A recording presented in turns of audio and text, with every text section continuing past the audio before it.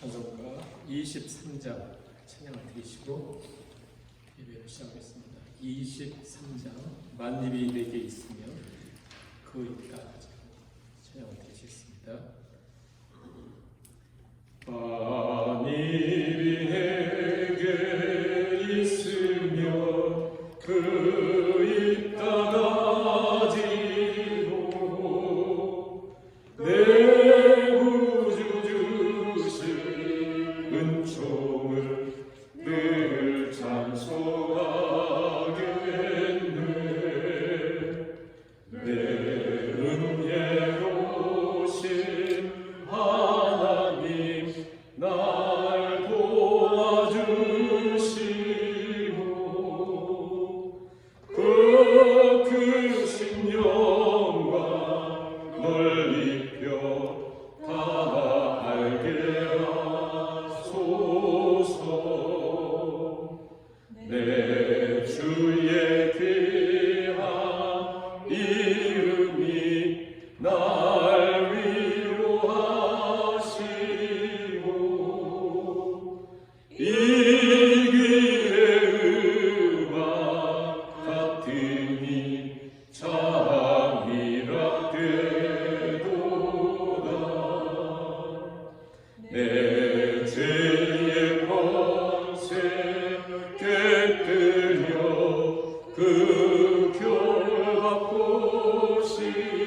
보시고 이 주한 마음을 비로소 곧 정케 하셨네. 내 죄의 권세, 내 죄의 권세 깨뜨려 그 결박 보시고 이 주한 마음을 비로소 곧 정케 하셨네.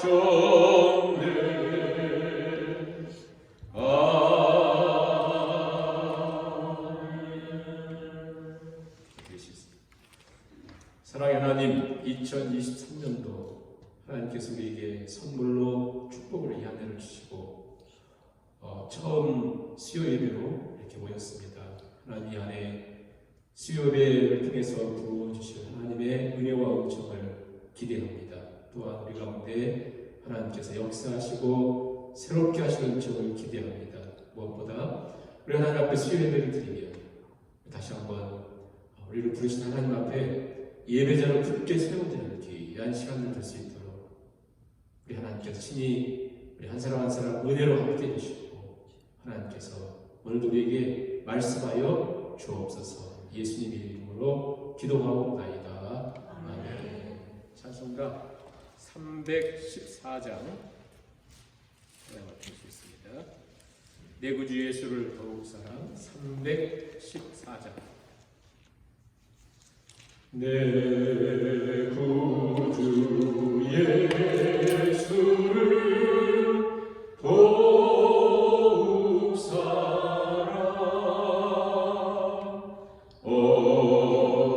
엎드려 비는 말 들으소서.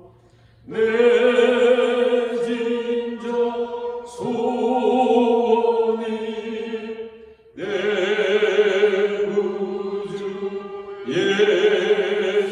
예수를 더욱 사랑 더욱 사랑 이전에 세상만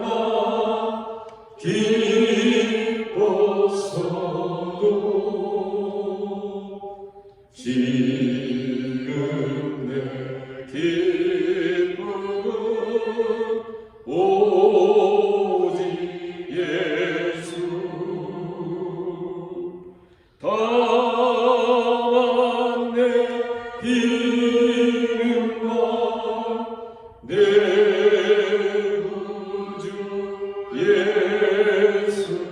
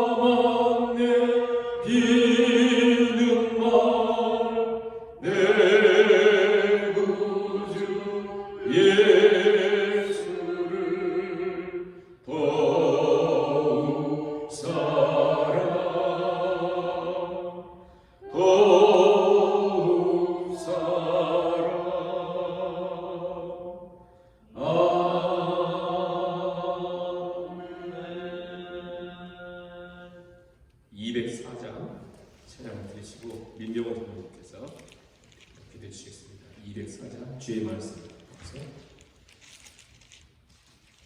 주의 말씀 듣고서 준행하는 자는 반석 위에 터닫고 집을 지은 같아 비가 오고 울라며 바람 부딪혀도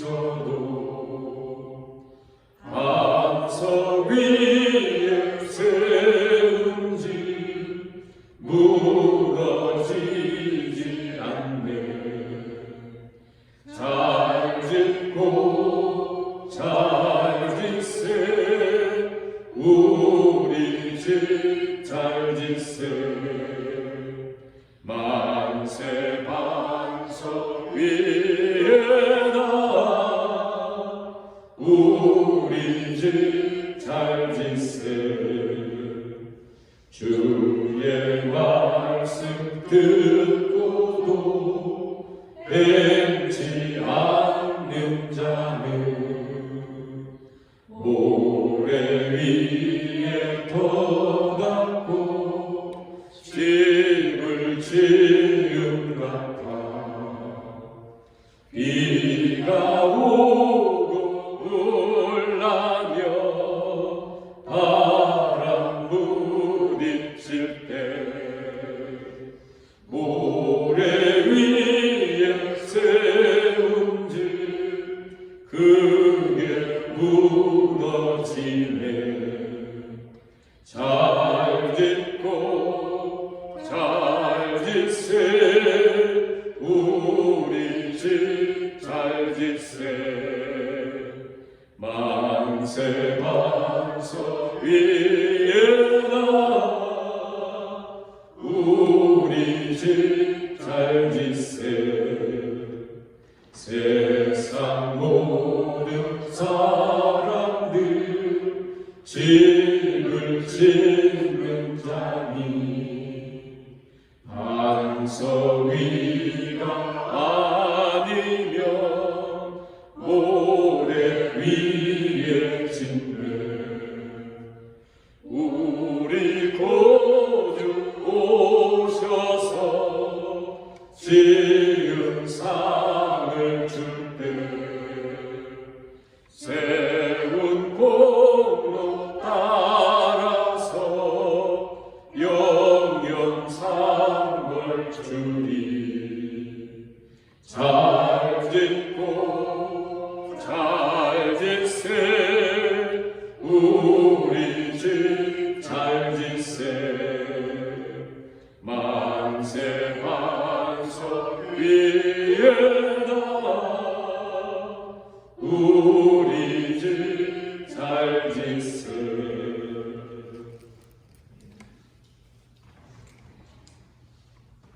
전능하신 하나님 아버지, 새로운 2023년을 저희들에게 허락하여 주시고 2023년 첫 수요 예배를 저희들에게 인도하여 주신 아버지 하나님 은혜에 감사와 찬양을 올려드립니다.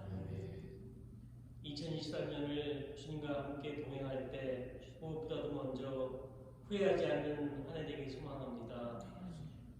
코로나를 핑계로 또 여러 가지 세상적인 제약 조건을 핑계로 올해를 마무리할 때 핑계치 않게 해주시옵고 올해 마무리하는 그 시점에 주님 앞에 서서 열심히 믿음의 경주를 달려느라 고백할 수 있는 저희 교회의 공동체 될 수 있도록 인도해 주시옵소서. 이제 주님 오실 날 얼마 남지 않은 이때에 늘 깨어있기 원합니다. 도적같이 임하시는 주님 말씀처럼 언제 임할지 모르는 주님 앞에 기름과 촛불을 준비하는 신부로서 저희들 늘 깨어 부끄럽지 않은 자리에 설 수 있도록 아버지 함께해 주시옵소서. 아버지 하나님, 무엇보다 2023년 저희들 예배가 저희들 삶의 중심이 되기 원합니다. 저희 온 교회 가운데 모든 신령 가운데 예배의 감격이 있게 허락하여 주셔서 올 한 해 예배로 나아가는 저희에게 허락하여 주시옵소서. 예배가 삶이 되고 삶이 예배가 되는 저희 교회 공동체 될 수 있도록 은혜 내려 주시옵소서. 아버지 하나님도 기도하기 원합니다. 저희들 삶의 문제를 들고 또 믿음의 문제를 들고 주님 앞에 나갈 때 단순하게 응답만 받는 것이 아니라 또 주님의 깊은 마음을 헤아려 장성한 믿음의 분량까지 나갈 수 있는 저희 교회 될 수 있도록 인도해 주시옵소서.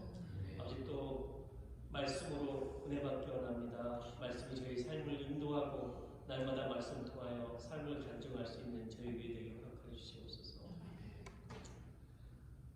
야고보 사도가 말씀하셨듯이 행함이 있는 믿음의 자라를 나가기 원합니다. 단순하게 머리만 이해되는 믿음이 아니라 가슴으로 내려와서 말씀에 순종하여 나가는 올 한 해가 될 수 있도록 아버지들 인도하여 주시옵소서. 아버지 하나님 이제 세워주신 목사님 통하여서 말씀을 듣습니다. 기도하며 준비하신 말씀 위에 성령님 함께해 주셔서 아버지 저희들 그 말씀 받을 때 아버지 저희들 가슴이 두껍게 하게 해주시옵고 아버지 저희들 그 말씀이 저희들 삶의 끝날까지 함께할 수 있도록 저희들 가운데 성령님을 함께해 주시옵소서. 시종을 부탁드리오며 우리 구주 예수 그리스도의 이름으로 기도합니다. 아멘. 하나님 말씀 야고보서 2장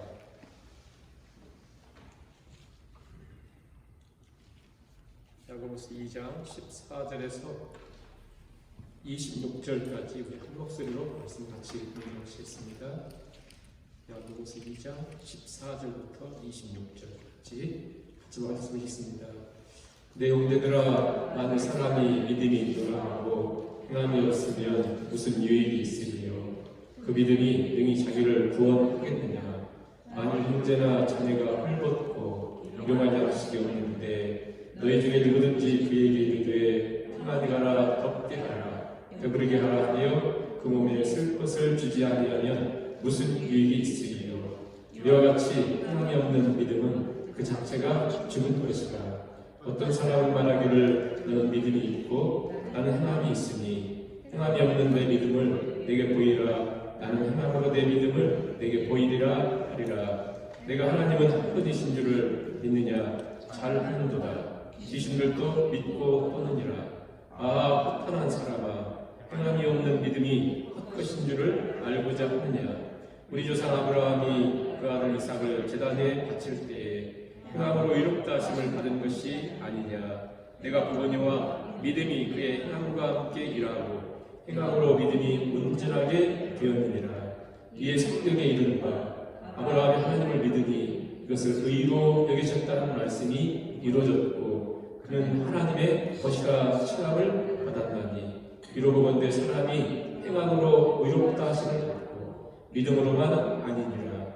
또 이와 같이 기생라합이 사자들을 적대하여 다른 길로 나가게 할 때에 행함으로 의롭다 하심을 받은 것이 아니냐?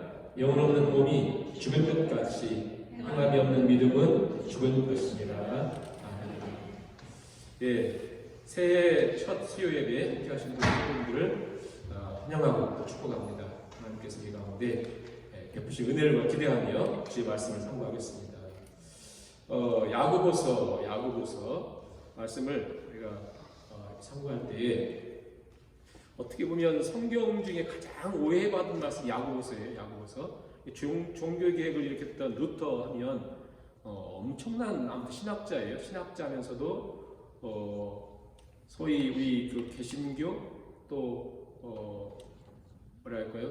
성경으로 돌아가는 일에 엄청난 기여를 했던 분인데 그분 믿음으로 이신층의 믿음으로 구원 얻는다라고 하는 어떤 부분 이해가 돼요. 왜냐하면 그 중세 천주교가 행함으로 뭘 할 때 그게 아니다. 그래서 오직 믿음으로만 외치면서 종교개혁을 일으켰던 마틴 루터는 야고보서를 뭐라고 했냐면 지푸라기 서신이다.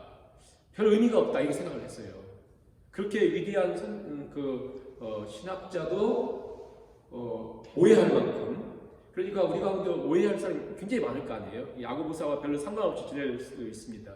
근데 이제 그 역사를 보면 초대교회에서부터 이단들도 나오고 여러 가지 막 많은 일들이 있었잖아요. 그 중에 어떤 사람들은 바울 서신에 대해서 좋아하지 않는 사람들도 있었고 어떤 사람은 야고보서를 성경에 안 넣은 사람들이 있어 막 별의별 일들이 많았었어요. 근데 우리가 이제 이 야고보서를 보면서 어떻게 보면 이제 오늘 우리 시대 속에 가장 필요한 말씀인데 우리가 오해하고 살 가능성이 많습니다.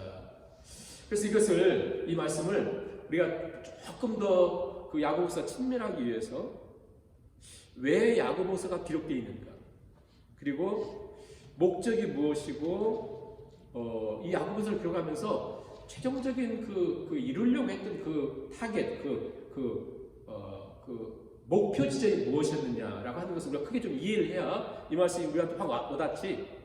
저도 많은 사람들이 해석한 거, 성경 주석들 많이 봐도 아무튼 여러분 읽으면 읽을수록 헷갈리는 그런 내용들이 굉장히 많아요. 그래서 제가 너무 많이 이해하게도 여러분들이 헷갈릴 가능성이 많기 때문에 두려운 마음이 있어요. 진짜 쉽지 않은 말씀이 야고보서예요. 그리고 많은 사람들이 오해를 했죠. 그러니까 이 말씀이 누가 누구에게 왜, 무엇 때문에, 그리고 오늘 우리에게 무엇을 주려고 하는 큰 그림이 좀 필요해서 제가 잠깐 설명을 하겠습니다.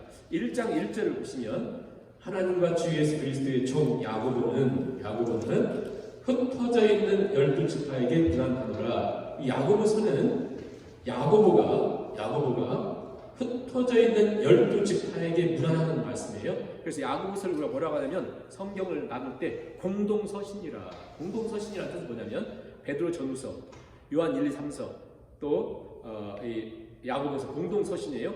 즉 회람하는 특정한 한 사람한테 쓴 것이 아니고 빌레몬에게 쓴 이런 말씀이 아니라 공동서신이라 이렇게 여러 우리들에게 공동으로 회람하라고 기록된 말씀이 공동서신이다. 그 중에 야고보가 흩어져 있는 12지파에게 좀 이상하다는 생각이 들으셔야 돼요. 왜냐하면 예수님 당시부터는 이미 그 전부터 12지파가 없어요. 특히 또 그렇게 중요하게 여기지 않습니다. 야고보는 흩어져 있는 12지파래요. 왜냐하면 야고보는 구약적인 어떤 배경, 유대인이니까 그런 것들을 좀 생각하면서 우리 흩어져 있는 그분들이 하나님 구약에 약속했던 12지파와 똑같다. 그래서 흩어져 있는 12지파라. 근데 흩어졌어. 왜 흩어졌는가 한번 생각해보면요. 그리고 야고보가 흩어져 있는 12지파에게 말씀을 보냈는데 야고보는 누군가? 흩어진 사람도 누군가? 그리고 왜 이 말씀이 길었는가를 간략하게 한번 생각해보면요. 야고보는 성경에 나오는 야고보 많은 예수님의 제자 중에서도 12제자 중에서도 두 제자가 야고보예요. 세베대의 아들 야고보, 요한의 형제. 알페오의 아들 야고보 둘이 있어요. 예수님 제자 중에도. 근데 이분들은 다 순교했어요.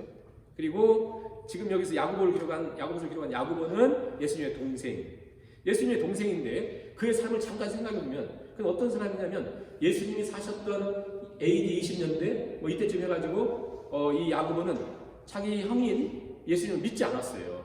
그래서 우리가 그 말씀 빨리 한번 보면 요한복음을 한번 보세요. 이 야고보를 먼저 조금 이해를 조금 한 다음에 우리가 들어가겠습니다. 요한복음 7장 5절 요한복음 7장 5절 한번 보세요. 빨리 한번 보겠습니다. 이는 그 형제들까지도 예수를 믿지 아니하니라. 즉 형제들 그 야고보도 포함되고 유다서를 기록한 유다도 있거든요. 형제들까지도 예수를 믿지 아니했다. 예수를 안 믿었어요. 근데 언제 야고보가 예수를 믿었을까요? 정확히는 몰라요. 근데 어떤 일이 그게 있었냐면 저 고린도전서 15장을 보세요. 고린도전서 15장이란 부활장이에요. 부활장에 고린도전서 15장 5절 말씀해 보시면 예수님이 부활하시고는 게바에게 보이시고 고린도전서 15장 5절에 후에 12제자에게 보이십니다. 그 후에 500여 형제에게 일시에 보이셨나니 그 중에 지금까지 대다수는 살아있고 어떤 사람은 잠들었으며 그 후에 누구에게요? 야고보에게 보이셨으며 그 후에 모든 사도에게요. 그러니까 야고보가 사도 야고보가 아니니까 야고보에게요. 그 다음에 사도에게 있다고 하죠. 그러니까 야고보는 예수님 동생 야고보예요. 야고보가 부활하신 예수님 만난 거예요. 그리고는 몇 나중에 만삭되지 못한 남자 같은 네게 즉 바울에게도 보이셨다 그 말씀이에요. 야고보가 부활하신 예수님 만난 거예요. 부활하신 예수님 만나고 그 삶 속에 놀라운 변화가 있습니다. 자, 시간적으로 한번 보겠습니다. 예수님 살아계셨을 때 20년, AD 30년까지 이렇게 저 팔레스타인 지역에 어느 한 춥고 배고프고 가난한 가정에 살고 있었던 야고보가 예수님 보면서 믿지 않았다는 말씀을 복음서에 여러 번 얘기해요.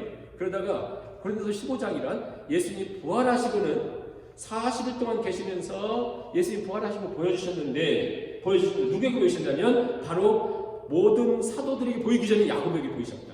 야고보에게 예수님 부활하시고 보여주셨어요. 야고보에게 엄청난 어떤 변화, 엄청난 그런 게 있었겠죠. 그러면서 예수님 승천하시면서 뭐라고 말씀했냐면 내가 성령을 보내주겠다. 그랬더니 그 120문도가 모여있잖아요. 모여있었는데 500명에게 보여줬는데 그게 다 모인 게 아니라 120명이 모였어요. 그래서 사도행전 넘어가면 자 그러면서 사도행전 1장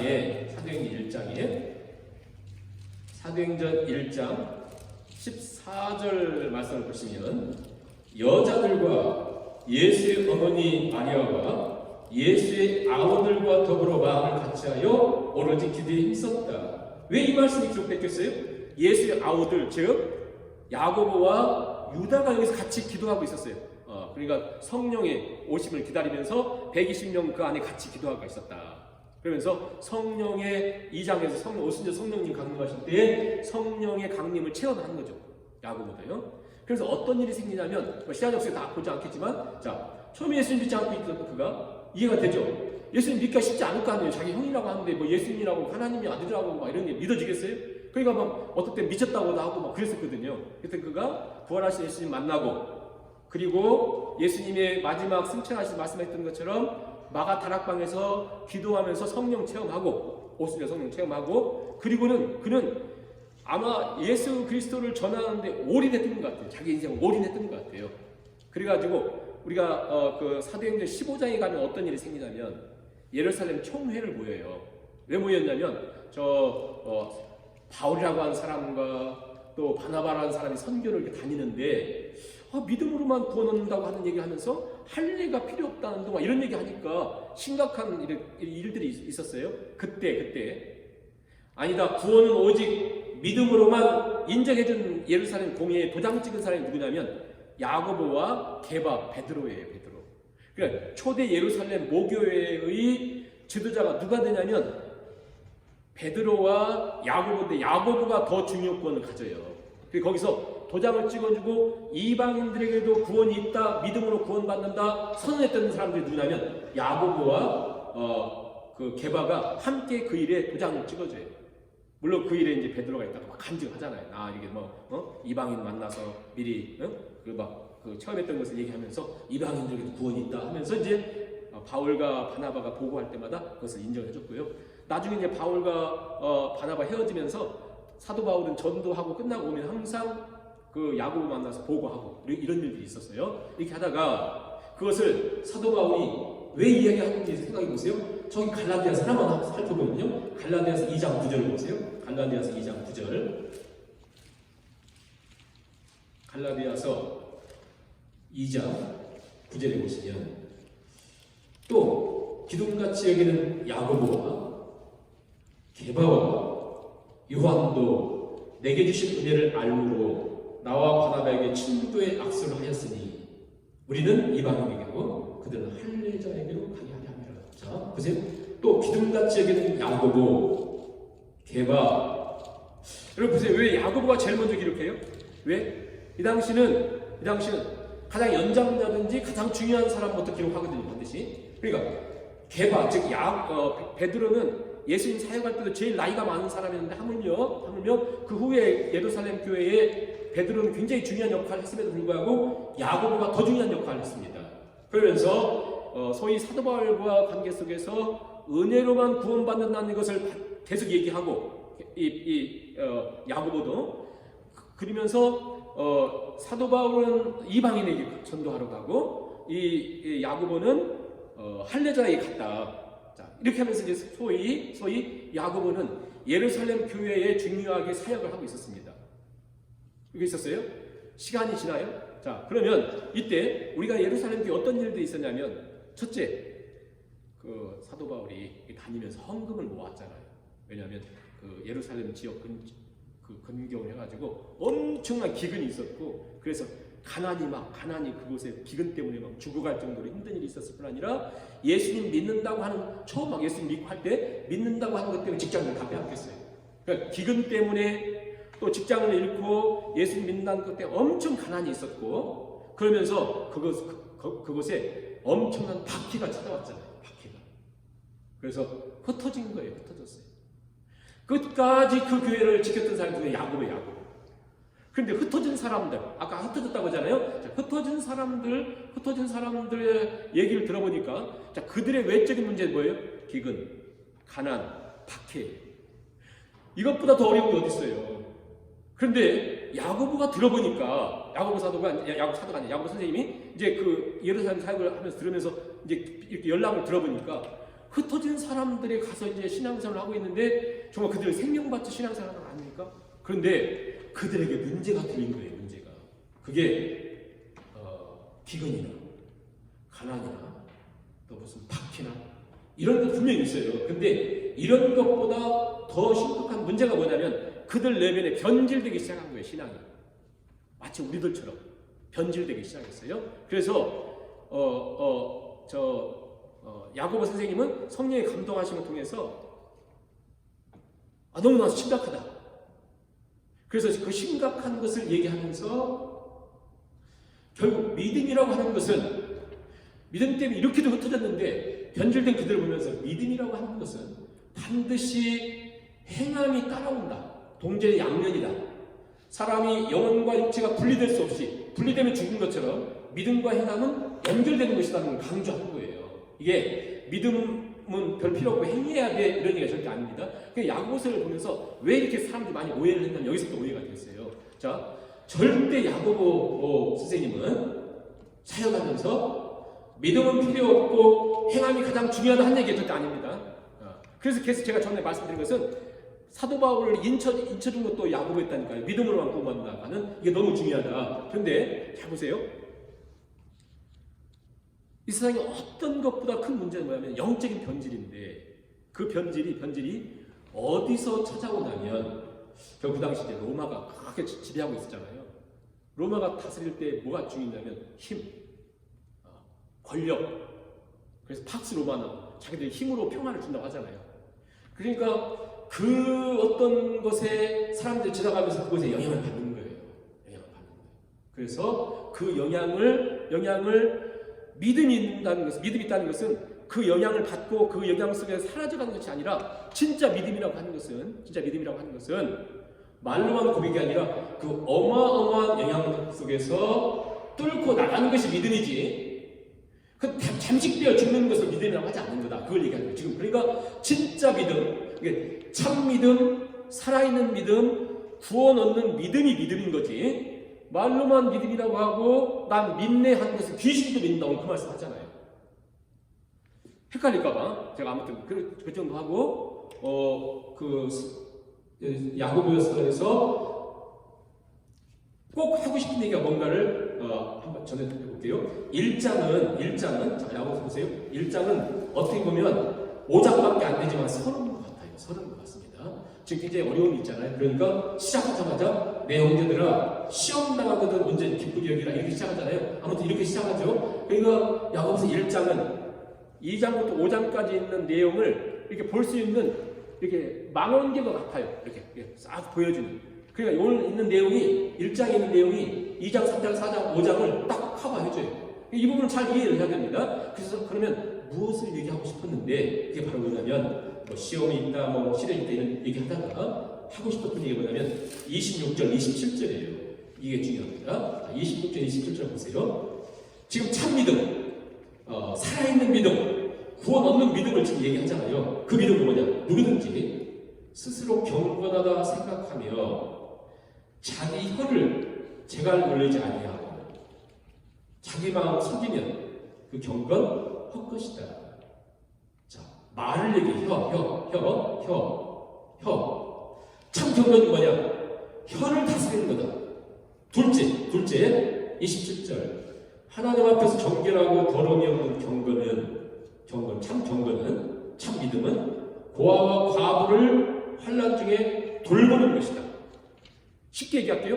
자, 한마디로 참 경건은, 참 믿음은 어떻게 드러나는 거냐면 그 다음에 어려운 사람들 보면서 도와주는 거, 그 다음에 또 뭐냐면 나를 로마나 세상의 엄청난 세력에 앞서 나를 지키는 거. 세 번째, 마지막 보세요. 27절 마지막 보세요. 또 자기를 지켜 세속에 물들지 않는 것.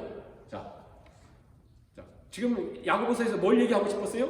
참 경건, 참 믿음, 참 신앙, 거짓, 말로만 하는 거짓 신앙, 죽은 신앙과 구별된 참 믿음, 참 신앙, 구원 없는 믿음이란 뭐냐? 구원 없는 믿음이란 첫째, 그게 이제 우리 삶 속에 나타나야 되는데, 증거가 나타나야 되는데, 그 증거가 왜 그런지 모르겠지만 세 가지로 예를 들었어요. 하나는 혀를 제갈 부리는 거다. 두 번째는 우리 주위에 항상 어려운 사람이 있어요. 어려운 사람들을 도와줌으로 그들을 세워주는 거다, 돕는 거다. 세 번째는 자기를 지켜 세상에서 지키는 거다. 자기 소위 세상의 속물 근성에서 나를 지키는 거다. 외우셔야 돼요. 할 수 없죠. 세 가지 경건, 참 믿음은 이것만 있으면 구원받는다 이런 얘기 절대 아니에요. 참 믿음으로 드러나기 위해서는 그게 반드시 따라오는 부분들이 있는데, 혀를 다스린다. 두 번째, 소위 어렵고 힘든 사람들을 돕는다. 세 번째는 자기를 속물 근성에서 자기를 지킨다. 자, 첫 번째 한번 여러분, 첫 번째 뭐예요? 두 번째는 소위 어려운 사람 돕는, 어려운 사람 케어한다. 세 번째는 나를 지킨다. 세 가지죠. 그래서 그 다음부터 2장부터 나오는데 보세요. 이 세 가지 얘기하는 거예요. 세 번째부터 먼저 2장 1절부터 13절 하시고, 세 번째 자기를 지켜요. 그리고 두 번째는 오늘 우리가 읽은 2장 오늘 14절부터 26절이 이 말씀이에요. 두 번째 어려운 사람들을 볼 때. 그리고 3장에 가면 세 번째 보세요. 자, 그 얘기를 하는 거예요. 여러분 한번 크게 한번 보세요. 2장 1절부터 보면 뭐죠? 소위 세속에서 물들지 않게 속물에서 자기를 지키라고 차별하지 마라. 왜? 세상 사람들은 돈 있고 힘 있고 빼기는 사람들 좋아하죠. 근데 너희들 교회에 와봤더니 금가락 지키고 막 옷 입고 온 사람들은 여기 앉으세요. 여기 아주 막 이렇게 해줬고는 그냥 남나게 옷 입고 온 사람들은 알아서 하세요. 이런 너희들이 믿음이 있는 거냐? 그런 얘기 하잖아요. 갑자기 그런 얘기 하잖아요. 그러면서 뭐라고 얘기하냐면 5절도 보세요. 내 사랑하는 형제들아, 하나님 세상에 가난한 자들을 택하사 가난한 것들을 택해서 부유한 사람들, 힘 있는 사람들을 그들에게 하나님을 나타내려고 너희를 불렀는데, 너희는 도리어 6절에 너희는 도리어 가난한 자 업신여기고 부자는 너희를 오히려 억압하고 법적으로 끌고 가고, 그런데 너희는 오히려 그들을 잘 대하고 어떻게 신앙생활을 거꾸로 하느냐. 이게 믿음이 있는 거죠. 얘기하는 거거든요. 이렇게.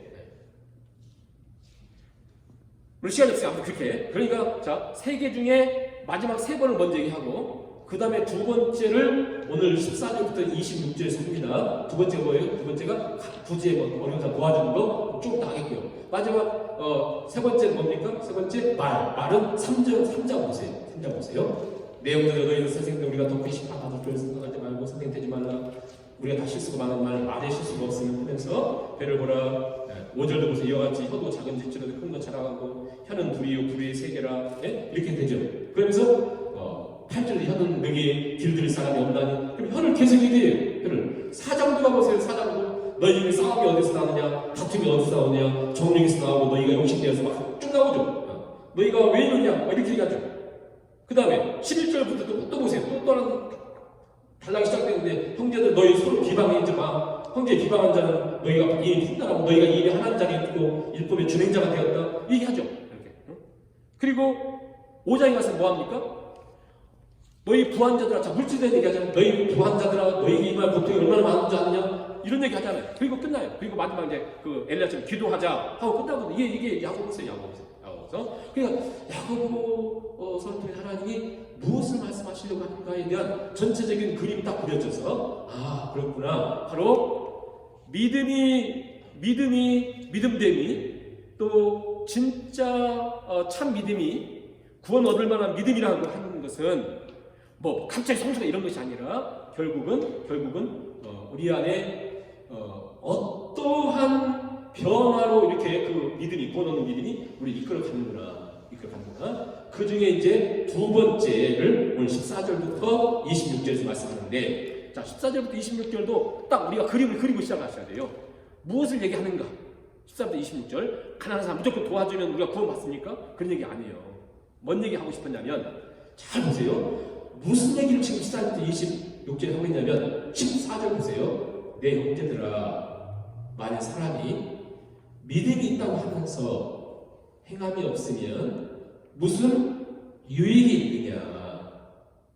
그것으로 구원할 수 있겠느냐? 자기가 구원받느냐 그것으로? 믿음이 있다고 하는데 아무런 행함이 없는데 무슨 유익이 있고 무슨 구원이 있겠느냐? 자, 엄청나게 강하게 얘기해요. 자, 믿음이 있다고 하면서 행함이 없으면 무슨 유익이 있고 어떻게 그걸 구원받았다고 하겠느냐? 그러면서 예를 들면 15절 16절이고 그 다음 또 한 얘기가 또 그 얘기를 하는 거예요. 17절 보세요. 이와 같이 행함이 없는 믿음은 죽은 것이다. 행함이 없는 것은 죽은 것이다. 그러면서 18절 19절 예를 든 다음에 또 20절 또 도장을 또 찍어요. 아, 허탄한 사람아, 행함이 없는 믿음이 헛것인 줄 알고자 하네. 행함이 없으면 헛것이야. 그리고는 또 아브라함과 기생 라합을 예를 들어요. 그리고 마지막 26개 뭐라고 합니까? 영혼 없는 몸이 죽은 것 같이 행함이 없는 믿음은 죽은 것이다. 뭘 얘기하는 거 아시겠죠? 그러니까 형제들 만일 믿음이 있다고 하는데 행함이 없으면 무슨 얘기 있겠고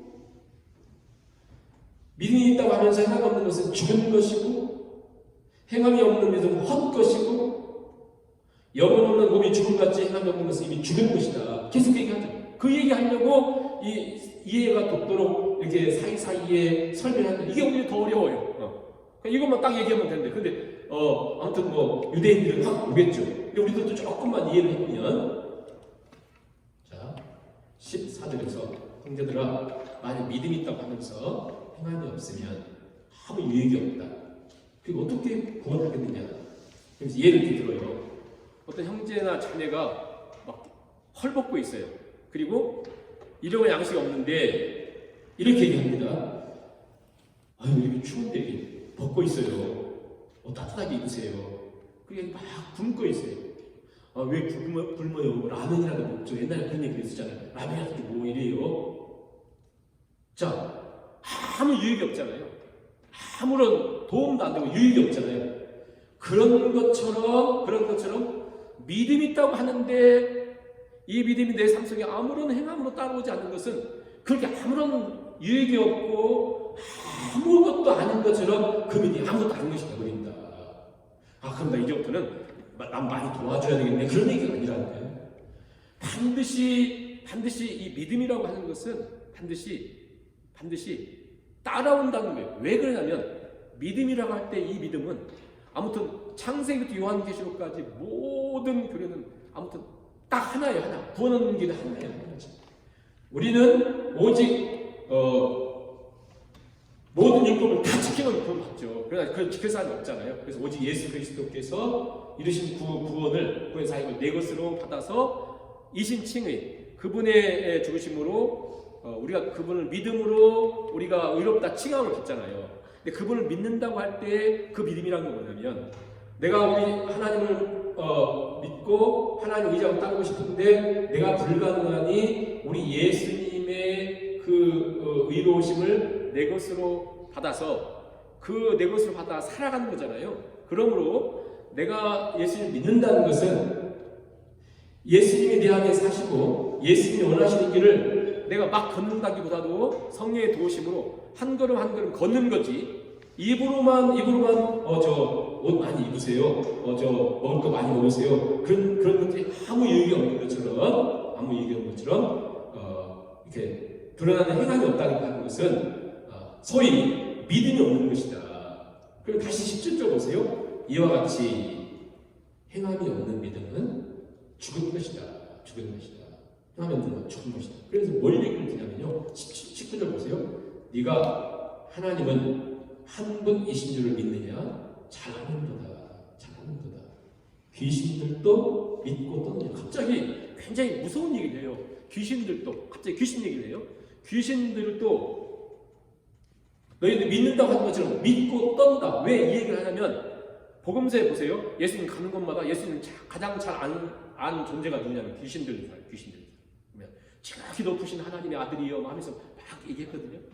그런데 그들은 그가 하나님의 아들인 것도 보았고 믿었고 또 떨었어요. 그러나 한 존재도 예수님 믿고 따르고 구원받고 한 존재 하나 없어요. 그렇잖아요. 그 단순한 알미 구원을 가져다 주는 것이 아니다. 그걸 가져다 주는 것이 아니다. 그러면서 그 또 일단의 결론이 20절이죠. 허탄한 사람아, 행함이 없는 믿음이 헛것인 줄을 알고자 하느냐? 그러면서 아브라함이 그 아들 이삭을 제단에 바칠 때에 행함으로 의롭다 하심을 받은 것이 아니냐. 여기 때문에 이제 바로 여기 때문에 루터도 이 야고보서를 안 좋아했어요.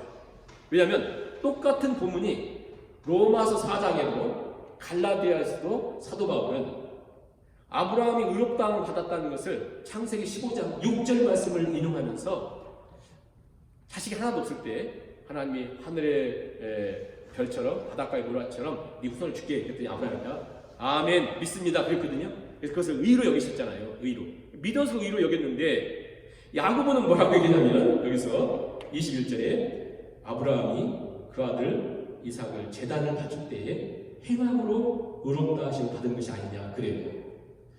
그러면서 이제 여기서 우리가 반드시 이해해야 될 중요한 얘기는 여기서 아브라함이 행함으로 즉 이삭을 이렇게 바쳐서 의롭다고 이렇게 했어요. 그런데 이걸 지금 아브라함이 자식을 바쳤기 때문에 의롭다 이렇게 말을 했지만 그 다음에 중요한 게 뭐냐면 그 다음 설명하는 것이 22절이거든요. 네가 보거니와 믿음이 굉장히 중요한 말씀이에요. 믿음이 그의 행함과 함께 일하고 동전 양면이고 행함으로 즉 아브라함이 이삭을 드림으로 22장에서 창세기 22장 드림으로 컴플릿 그 믿음이 온전케 되었다. 그 믿음이 증명되었다. 그 믿음이 뭐랄까요? 완성되었다. 영어 성경에 보면 컴플릿이라고 되어 있어요. 완성되었다.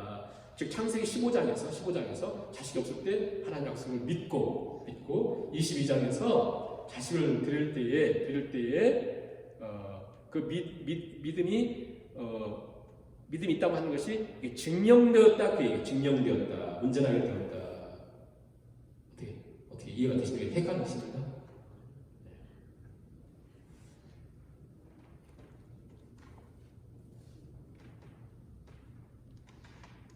더 헷갈리면 24절부터 헷갈려요. 24절 보세요.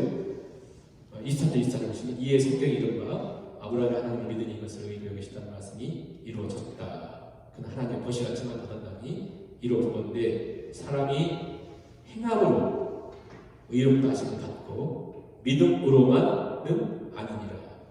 그러면서 또 예를 드는 것은 뭐냐면 기생 라합이 기생 라합이 있어요. 기생 라합이 이제 여리고성에 이렇게 살고 있었는데 하나님 여리고성을 멸하기로 했습니다. 근데 갑자기 이제 저 출애굽 때부터 이 얘기를 기생 라합이 들었대요. 들었다고 하잖아요. 들었는데 정탐꾼들이 기생 라합의 집에 들어왔어요. 기생 라합이 들었어요. 여호와 하나님이라는 분이 있는데 저 이스라엘을 애굽에서 건지셔서 지금 파주빛에 올라오고 있다.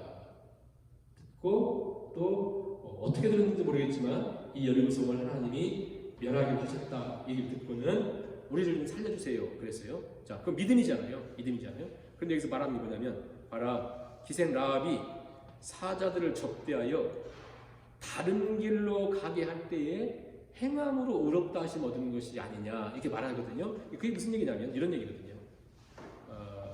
기생 라합이 들었어요. 하나님에 대해서 믿었어요. 하나님 그렇게 하신다는 얘기를. 근데 이제 정탐꾼들이 들어왔습니다. 정탐꾼들이 들어왔는데 우리를 좀 살려줘야 됩니다. 그랬더니 하나님이 일하시는 것도 알고 또 여기도 멸하는 것도 알아요. 그래서 나는 어려움 당하고 싶지 않습니다. 알아서 하세요. 그럼 그게 믿음이냐? 아무것도 아니지 않느냐. 좀 이따 누가 들어왔냐면요. 여리고성에 수색대가 들어왔어요. 바로 들어왔거든요. 쫓아와서 누가 왔던 거 아니냐. 그런데 만일 이 기생 라합이 하나님도 믿고 이 땅이 멸할 이렇게 믿는데 난 어려움 당하기 싫어요. 그래서는 저기 숨었어요. 아니면 저기 뒷간에 일단 맞아 이런 얘기 했다고 보세요. 그게 믿음이냐? 그러니까 한마디로 그것은 믿음이 아니지 않느냐? 그 얘기 아니에요. 그러니까 행함으로 소위 믿음이 있다고 했는데 행해지는 이것으로 믿음이 있다는 것을 증거하는 것이고 증명하는 것이고 이것이 완성되어지는 것이다. 그럼 우리가 어떻게 이해하시면 되냐면 결국 이게 성화의 과정을 어느 정도 이 행함이 의미하는 것이 있구나 이렇게 생각하시면 될 것 같아요. 여기서 말하는 이 행함을 율법의 행위라고 이해하면 절대 안 돼요. 그것은 왜냐하면 율법의 행위로는 절대 구원을 받을 수 없는데 우리 믿음이라고 하는 것이 행함이라고 하는 것이 따라지면서 성화되면서 반드시 이 사람이 믿는구나. 예수님도 종종 얘기했잖아요. 그 사람은 열매로 그 나무를 안다. 열매로 그 나무를 안다. 그리고 사도 바울도 두렵고 떨림으로 너희 구원을 이루라. 너희 구원을. 우리가 구원을 받았는데 뭔 이루라고 하는 그 영어 성경에 보면 work out 일하라는 거예요. 구원을 일하라. 그 얘기는 우리가 예수 믿고 성화한다는 거거든요. 성화한다. 성령 인도하심을 통해서. 자, 조금 더 이해가 되도록 제가 얘기 하나 들어볼게요. 그냥 저도 이제 이게 고민이 되더라고요. 어느 날 예수님이 계신데 부자 청년이 이렇게 와가지고 선생님 제가 어떻게 영생을 얻겠습니까? 어떻게 영생을 얻죠? 그랬더니 이렇게 얘기해야 되잖아요. 주 예수를 믿으라. 그래야만 너와 내 집이 구원받는다. 아들을 믿는 자에게 영생이 있다. 날 믿어라. 이렇게 하면 되잖아요. 예수님이 뭐라고 했냐면 네가 가지고 있는 것을 다 팔아서 가난한 자에게 주라. 그리고 나를 따르라. 그럼 영생이 있다 이렇게 말씀했어요. 네가 있는 것을 다 팔아서 가난한 주고 나를 따르라 그랬거든요. 어떻게 영생 받냐고 물어봤더니 예수님이 너 나 믿어. 나 따라 말하지 않고 네가 있는 것 팔아서 가난한 자를 구제하고 나를 따르라. 그 말씀은요 지금까지 말하는 예수님 믿음으로 구원 얻는다는 말씀과 너무 똑같은 거예요. 예수님 믿음으로 구원 얻는다는 얘기는 뭐냐면 절대 성경에서 이렇게 얘기하는 건 없어요. 내가 구원받고 싶은데 40개는 할 수 있는데 60개 못해서 100을 못 채우니까 60은 예수님이 채워주는 믿음이라는 없습니다. 나는 불가능하기 때문에 그분을 믿음으로 나는 내 힘으로 절대 하나님께 나갈 수 없기 때문에 그분을 믿음으로 나는 구원이 있고 그분을 통해서 산다. 이게 믿음이고 뿐만 아니라 그 구원 없는 믿음이라고 하는 것은 뭐냐면 내 힘으로 내 삶으로 절대 하나님께 나갈 수 없기 때문에 예수님이 내 안에 주인 되시고 내 삶을 다스리셔야 나는 구원 얻고 나는 이 땅을 살아갈 이유가 있습니다. 목적이 있습니다. 즉 나는 죽고 예수님을 사는 예수님이 내 주인 되는 이게 똑같은 얘기예요. 예수님이 그 부자 청년에게 너 그 모든 것 팔아서 가난한 자 구제하고 나를 따르는 게 뭐냐면 야 내가 너의 주인 될 수 없을까? 너는 지금 네 삶의 주인은 이거잖아요. 자기 생명은 이거잖아요. 이게 주인이잖아요. 이게 주인인 이상 그는 예수님 따를 수 없다는 거예요. 이 청년에게는 관원이고 좋은 직장도 있고 아주 훌륭한 사람임에도 불구하고 그가 진짜 믿었던 것은 뭐냐면 다른 거잖아요. 예수님 말씀하는 거예요. 야, 내가 너의 주인 될 수 없느냐? 내가 너의 그 물질을 대신할 수 없느냐? 넌 나를 구주라고 믿고, 넌 나를 구원자라고 믿고, 넌 나를 하나님의 아들이라고 믿는다고 하는데, 넌 이거 염려하고, 이거 걱정하고, 이거 숨겨놓고, 이거 살아가면서, 나 하나님 믿어요. 난 예수님 믿어요. 라고 하는 것은 절대 성경적이지 않다. 아마 야고보 선생님이 그렇게 얘기하는 것 같습니다.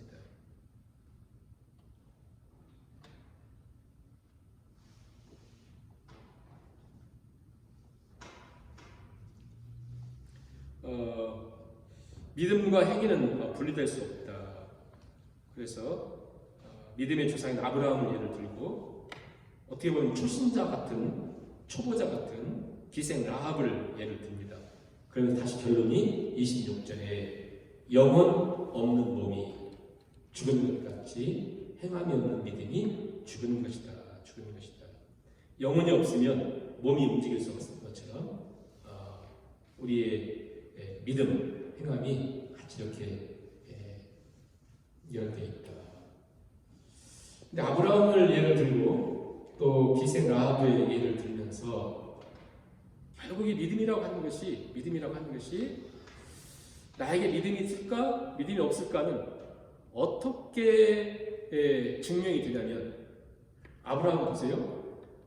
창세기 19장에서 하나님 믿음이 의로 여겼잖아요. 그래서 세월이 한 25년 지난 다음에 창세기 22장에서 아들 이삭을 바치라고 하잖아요.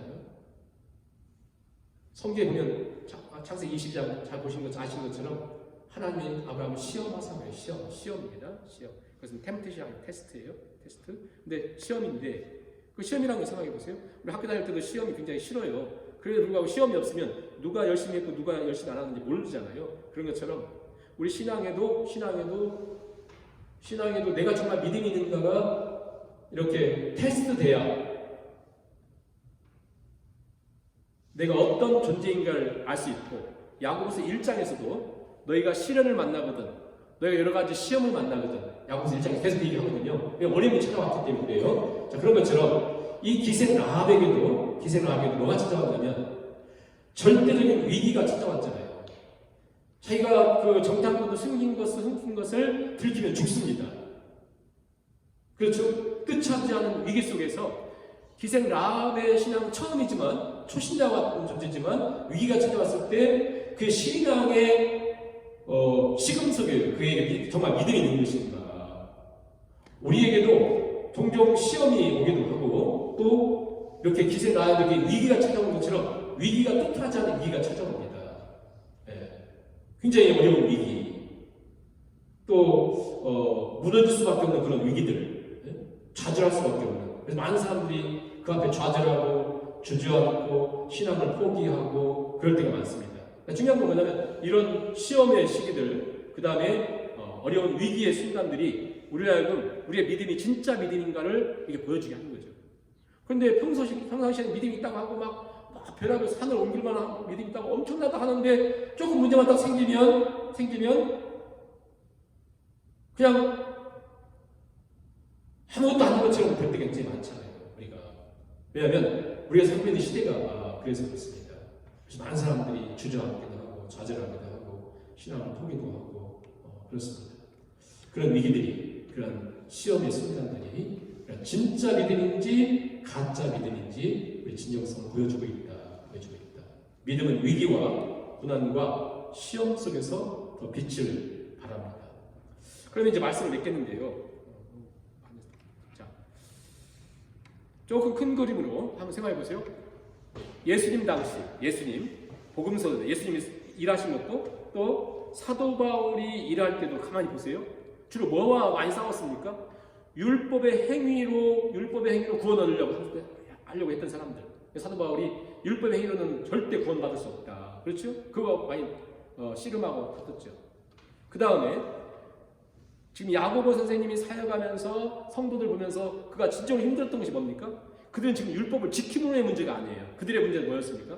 믿음이 있다고 하는데 전혀 삶이 따르지 않는 그 문제 때문에 야고보서가 기록되잖아요.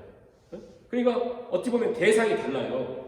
같은 학자가 가서 강의를 하는데 여기 하버드 대학교 가서 강의하면서 공부 좀 하세요 이런 얘기가 나겠죠. 그런데 소년에서 애들 매일 막 사고만 치고 공부는 안 하고 학교도 때려치고 한 애들한테 뭘 하려고 했어요. 공부 좀 하세요 이런 얘기 할 거 아니에요. 그런 것처럼 예수님과 사도 바울이 사역했던 그 대상들, 율법의 행위로 구원 얻으려고 했던 사람들, 또 여기는 믿는다고 하는데 로마의 엄청난 압력 앞에서 그냥 실을 없이 이렇게 쓰러져 가고 있는 그들을 향해서 참 믿음이란 뭐냐? 한마디로 공부 열심히 하세요. 소년 아이들 하듯이 이렇게 하는 거거든요. 그 앞에서 오늘 우리 시대를 한번 생각해 보면 우리 시대는 두 가지 다 있잖아요. 오히려 더 신앙생활이 힘든 앞으로 우리 자식들이 신앙생활 할 때 더 힘든 시기가 옵니다. 아 그렇구나. 그렇다면 우리가 이런 엄청난 시대들 앞에서 전에 경험하지 못했던 엄청난 시대들 앞에서 우리가 어떻게 신앙생활을 해가는 것이 중요한가.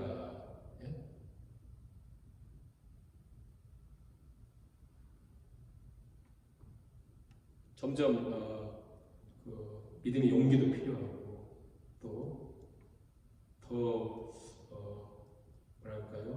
열심을 가지고 하나님을 섬겨야 될 시간이 필요한데 그럼에도 불구하고 가장 중요한 것은 진정한 믿음이란 더 이상 내 행위를 의지할 수 없어서 오직 주님만 나를 구원하시고 나를 가능케 하시고 그래서 우리 주님이 힘이 있으시기에 내 염려도 내 미래도 내 영혼도 그분을 신뢰하고 그분께 나의 모든 것을 맡길 수 있는 분 이게 믿음이잖아요. 그 믿음이 있었기에 너 자식 받쳐 해도 분명히 자식으로 하나님 일을 한다고 했는데 난 방법을 모르지만 내가 분명히 15장에서 믿었기 때문에 아브라함도 내가 그분이 나를 책임질 수 있는 분이라고 하는 사실을 믿었기 때문에 아들을 드릴 수 있었던 것처럼 우리가 더 중요한 건 뭐냐면 진짜 나는 믿음이 있는가 하나님을 믿는 하나님 그분에 대한 분명한 고백과 믿음이 있는가 이 시간에 같이 사모님들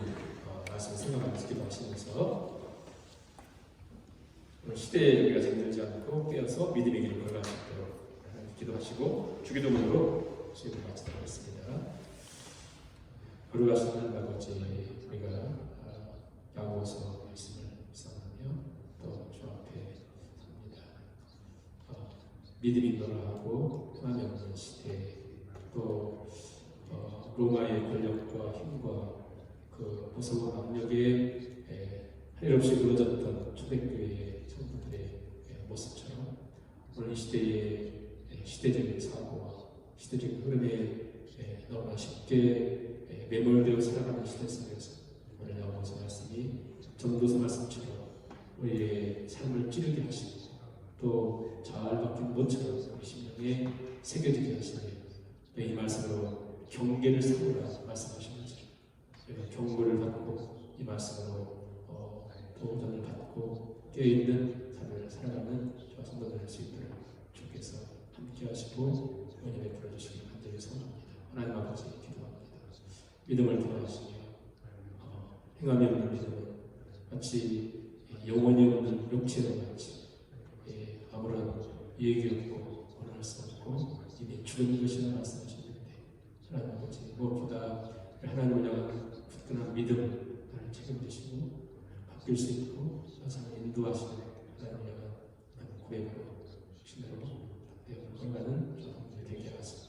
하나님 아버지 어떠한 삶의 환경이나 역변에도 무너지지 않는 온전한 믿음 온전한 고백들이 회복되도록 성령 함께 하시고 역사해 주시기 간절히 소원합니다. 하나님 아버지 안에 우리에게 믿음을 더하시고 아버지 하나님의 회됨을 성도의 성도들 또 하나님의 자녀됨을 얻어가며 오늘의 회복되며 신도시는 가운데 걸어가시는 역사 저희들은 할수 있도록 주께서 친히 함께 하시고 우리를 풀어주고 없으소서. 하나님 아버지 하늘에 계신 우리 아버지여 이름이 거룩히 여김을 받으시오며 나라의 마음이시여 뜻이 하늘에서 이루어지고 같이 땅에서도 이루어지이다. 오늘날 우리에게 일용할 양식을 주옵시고 우리가 우리에게 죄진 자를 사하여 준 것 같이 우리의 죄를 사하여 주옵시고 우리를 시험에 들게 하지 마옵시고 다만 악에서 구하옵소서. 대개 나라와 권세와 영광이 아버지께 영원히 있사옵나이다.